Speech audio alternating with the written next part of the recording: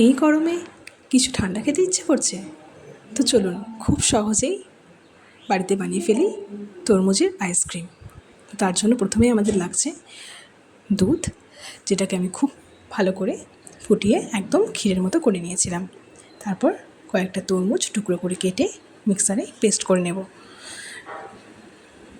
দুধ আর তরমুজটার সাথে একসাথে মিক্স করে সাথে আমি নিয়ে নিয়েছিলাম একটু চিনি আর মিল্ক পাউডার।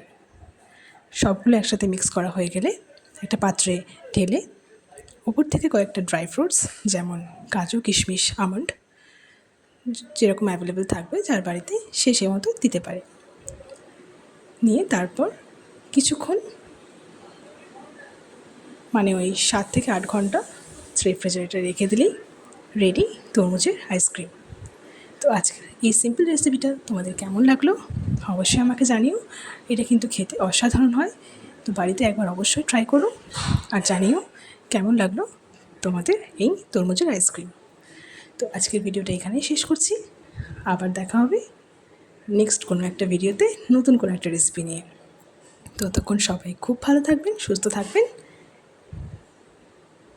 আর এই গরমে নিজেদের হাইড্রেট রাখার জন্য জল আর অবশ্যই বেশি করে ফল খাবেন।